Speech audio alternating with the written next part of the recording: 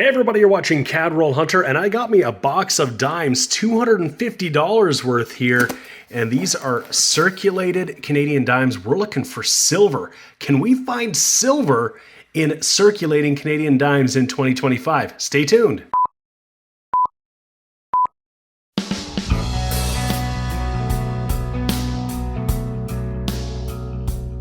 Hey everybody, this is James and you're watching my channel Roll Hunter, and that's right, I got a full box of circulating dimes and we're on a bit of a silver streak with dimes. Well, actually not exactly. We got a silver dime, this guy right here, in my last penny hunt. It was in a bag of pennies. My last two dime boxes weren't quite so lucky for us. I have to go back 3 boxes of dimes when we found 3 silver dimes in that box. But we're hoping any box can do anything. We got a bunch of these plastic rolls here, so I haven't looked at any of them. But if we do get silver, I'll probably spot it right away because we can see the edges. You can see a few dark edges there. That's probably a US clad.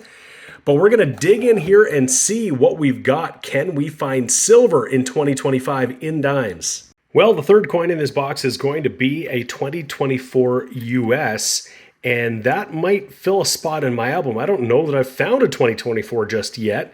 We're already into 2025, but I guess I don't find enough of these things to fill spots, but I'll set that aside anyway. And the other edge that I thought might have been a US was just a dirty edge. You can see a bit of a dirty coin there. I'm not sure which one it was, but it's not a US. Same roll, and we're going to get a really nice one. This one is an older one, but looking at that obverse, it looks to be in an uncirculated condition.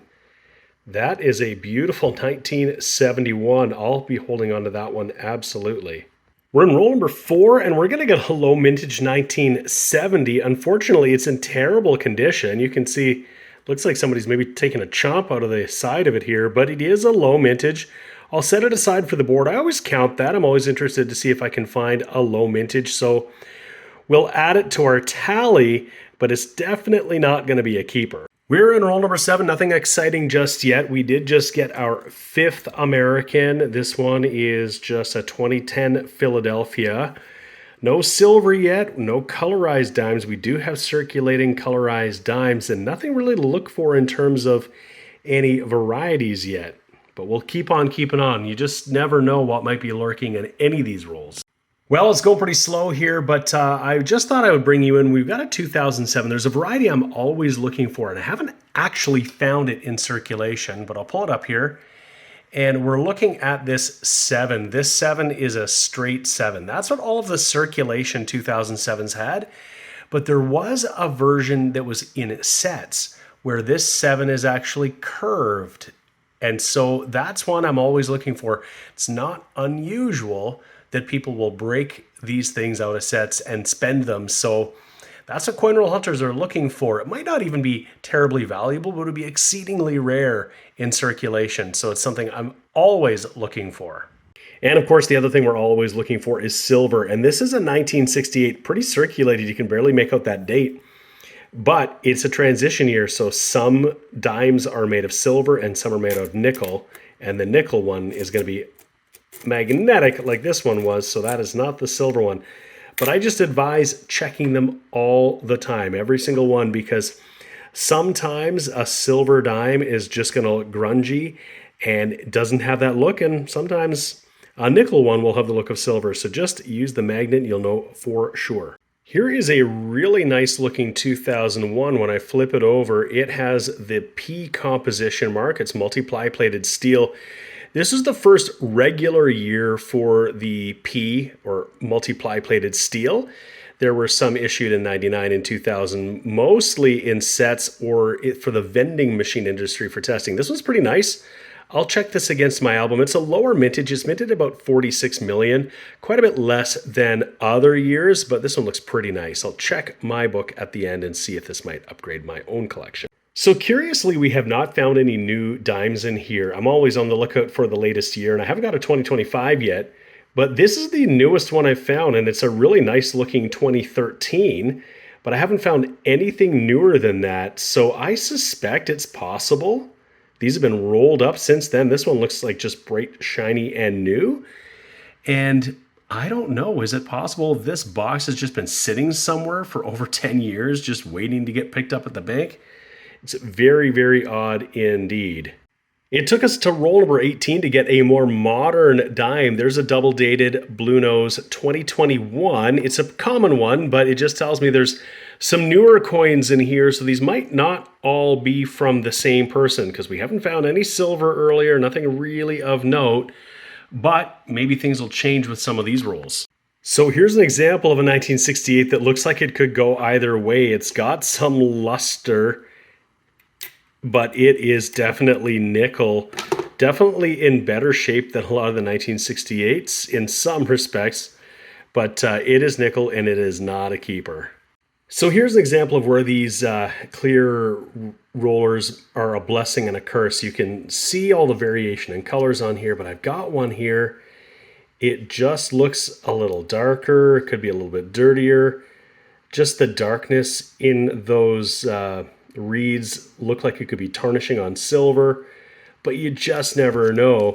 And so it could be nothing. And I say it's a blessing and a curse because if I was working with a paper roller, I would roll this or get this out and I might not see the edge and get my hopes up, but I'll just pull this out and we'll take a look because it's just going to be a dirty 80s dime, but it just had that look like it could be tarnish, and we're fooled on that one, but just wanted to bring you in. I didn't actually think it was going to be silver, but it just had a hint of that look. And here's a bit of a view that might be helpful. There is that silver dime that I had earlier. So this is not from this hunt, it's not from this roll, but just to show you, it really stands out in there when you're looking through and pulling out silver. That one, of course, is nice and gleaming. That's what we want to see in the edges, and we haven't seen that yet so far. Like I said, we still have lots of chances here. Well, here's roll number 26 laid out, and we're going to get a foreign coin right there by my thumb. That one has some, it's a little bit wider, and it's got a different kind of reading. I'll put it down here. We'll take a peek and see what that is going to be if we can find it. There it is. And it's going to be 5 pence from the UK. This one, 2006, and there is Queen Elizabeth right there. Our first foreign find aside from about 20 or so Americans. 4 more US dimes in that roll. That's going to bring us up to 30 so far. We're getting a lot of older dimes here, so in the 70s, 80s, and 90s. So older than what we would typically find in boxes that are subject to the alloy recovery program, which is pulling out anything that is made of silver and nickel, but not new enough that we're getting any colorized or more modern. So it's a bit of a mixed bag. Some people would say, well, maybe this has been hunted. And my hunch is that no, it hasn't already been hunted. A lot of coin roll hunters are pulling out American dimes. So that's usually a sign that it's just average circulating stuff. This could have come from any business that deals with change.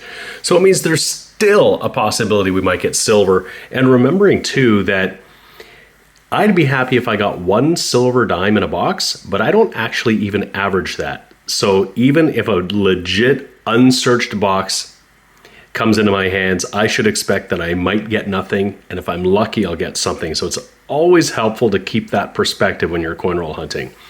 We're looking for treasure, and if treasure was just abundant, it really wouldn't be treasure anymore, would it? So there's nothing going on with that box of note right now. And if you think that's slow, imagine picking up a box of coins at the bank. You're so excited to hunt them, only to find that every single coin is going to be exactly the same 1 year. Like, for example, a whole box of 2024s. Well, I've had that happen to me before, and I'm not brave enough to hunt it. But one of my subscribers, Dan, reached out to say that he got a box. They were all 2024s, and he decided to go through all of them to see if he could find any varieties, any die varieties. So die cracks, errors, maybe even a blank planchet. So he did that. He is definitely braver than me, but he did find some things on the 2024s he wanted to share with me, and I'd like to share with you some things that he didn't just find on one coin, he found on multiple coins, and he just gave me kind of a sample of each of these potentially minor dye varieties that he found. So I'm going to pull some up on my screen and show them to you. So first off, here is the normal 2024 obverse. This is King Charles III, of course. What Dan found was a whole bunch of coins that had a die crack right across King Charles' face. And he's calling it the scar face, of course. And I'll pull it up here and we can take a peek. And hopefully we'll get the lighting okay. But what we're looking at is a die crack all the way across down the eye, and another, it might be connected or it might be another one down his cheek. It would be easy to write this off just as a scratch, and I will tell you, dimes are really small, so just looking at this with the naked eye, it is almost impossible to see. It's really only under the scope that you can notice this. But Dan was scoping all of these coins, and he found a whole number that had this exact same die crack. So that's really remarkable. And he's got a bunch of different varieties we'll look at. There's another one here that he is calling the quoted DG. But before we even look at that, I want you to take a peek and see that this is featuring a different die crack. There's one here, down there to the eye, and then across the cheek. So that's really interesting.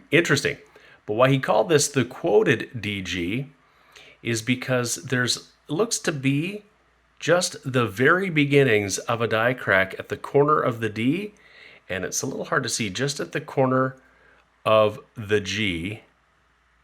I think there might be even an accumulation of metal at the top of the G there, but you can definitely see at the corner of the D, it might be tiny, tiny, tiny there. Here's another one called the filled A, and we'll throw that one up under here. And what we're looking at is a little bit of a die chip right in the A of Charles. You can see that there. Really neat. Again, it's not present in most of them, but he did find this very variety in a whole bunch of them. Here's another one. He's calling this lines above DG Rex, and you can see these are probably stress lines from the minting process. There's so much pressure on the planchet when the dies strike the planchet. And if I rotate this around, you can start to see it in the other letters. There it is on the D and the G there, of course. So very cool, but he found that in a bunch of them, and really neat. And then this next one, he's calling stars. And I got to look on this side. And it's just these little marks here in the field that he basically is saying look like stars in the night sky. But again, he found that on a whole bunch of them. So what that is, might have been some pitting or something on the die that just created these little raised spots. But again, found them on a whole bunch of coins, which is really interesting. So if you're a brave soul and you're willing to put in some time, you could go through a whole box of brand new coins. One thing to note about this is that these sorts of die varieties are really, really common. You'll probably find them in every year. The one thing that might make this interesting, though, is that some die varieties become sought after and actually recognized. They become the kinds of thing that people look for. So think about the 1957 Bugtail nickel. Think about the 1990 Bear Belly nickel. Think about the 1964 Extra Waterline. Or the 1996 Toonies. We've got the cigar and the horn. These are all just little die chips, little die anomalies, but they persist until that die is retired. So once the damage to the die hits, that same marking is going to be on all of the coins that are produced with that die. And sometimes these things happen in degrees. There's a certain level of damage that carries into some coins, something more happens, and then other coins, basically at a later die state, will get those. So it's really, really interesting if you have the eyes for it, or at least a microscope. So some really cool things. So thank you so much to Dan for showing that. It really saved me the process and the time of having to go through a whole box of 2024s. Thank you for sending these in for us to look at together, just to see some interesting things that you might find. And you never know, if any of these become a sought after, recognized variety like the 2024 Scarface, then he's got a whole stack of them, and that might be really great for him. All right, let's get back to this hunt and see if we can finally get something good. So we're already in roll number 41 here, and this hunt has been most unproductive, but I'm at the end of this roll, and I've got a lighter coin that looks like it's got the look of silver. And when I look at it, it's a 1968, and that is a year that could be a 50% silver coin. And to check that, we're just going to take the magnet to it, and it does not stick like it does to these other ones. So this box has been really rough, but we've got silver, 1968, 50% silver coin, and it just takes one coin to turn a whole box around. That is awesome. We've got silver in our dime box. And I just thought I'd show you, I didn't see it by the edge. These plastic rollers or wrappers usually give us a good opportunity to find the silver. And just the differences in the hues and the coloration of these coins, particularly the 80s ones, are brighter. I didn't see it, but it's right there by my thumb. And when I pull that one out, I guess if I had looked a little bit more closely, I might have found that silver 1968. Here's another one to look at, and there's just lots of variation in color. There's some lighter, some darker, obviously a bunch of US edges here, some dirtier edges. Nothing, though, is screaming silver at me. Sometimes it's really bright white, easy to see. That last one could have been any one of these sort of lighter ones in there. I don't expect we're going to find silver in this roll, but definitely some 80s coins that are looking a little whiter than some of the others. We're at roll number 47. I've got one other edge in here that I think has the potential. It's right here at the end. It looks like it could be a little bit lighter than the rest. And it does have the look of silver, and it's another 1968, and another opportunity for us to use the magnet I gotta grab here. And that is awesome. That is our second silver dime of the box. This hunt was looking pretty bleak, to be honest, and now we've got two silvers in the box. That is wicked. Same roll, and we're going to have a miscellaneous find, because check this out. We just got a dime here. This has the tiara portrait here, and when I flip it over, it is, I'm not sure, it's kind of pinky, reddy, something like that. It looks like it's been painted. I don't know if that's nail polish or marker or what, but we're gonna have to call that one a miscellaneous find. We got a colorized, someone did it on their own, a colorized dime. So that's it, 50 rolls hunted, and what started as a pretty bland hunt turned around pretty quickly and right towards the end too. We ended up getting 45 US dimes, almost a full roll, and another foreign. We got a 5 pence from the UK, this one from 2006. In the miscellaneous category, we got this painted dime, pretty cool. A few other finds. We got a low mint 1970. We're not going to keep it because it's got a bite taken out of it. We got a really nice 1971. That's an unusually nice 70s find. A couple of others that I pulled aside here. A pretty nice 2001 P. And a 2024. I'm just going to check and make sure I put one in my album. I may have. I might not keep it. That's okay. But the stars of the video today, saved right for the last several rolls, we got two. Not one, but two. 1968, 50% silver dimes. So we got silver in some rolls, silver in the box. That's one of the things we're always looking for, and that is awesome. So we've got ourselves a bit of a silver streak happening here, and that is pretty awesome. Silver in the box. I really hope you enjoyed this video. If you did, please give the video a like, and if you haven't already subscribed to my channel, Cadroll Hunter, please go ahead and hit that button so you can be alerted when all of my new videos come out. I have new videos coming out all the time. Many of my videos are about coin roll hunting, like this video here, and sometimes they're about collection purchases, other interesting finds, anything numismatic or coin related that I might cover. Thank you so much for watching. I always appreciate it. I appreciate you. Thank you so much. We'll see you again next time. The sponsors of today's video are Lighthouse Canada and the Charlton Press.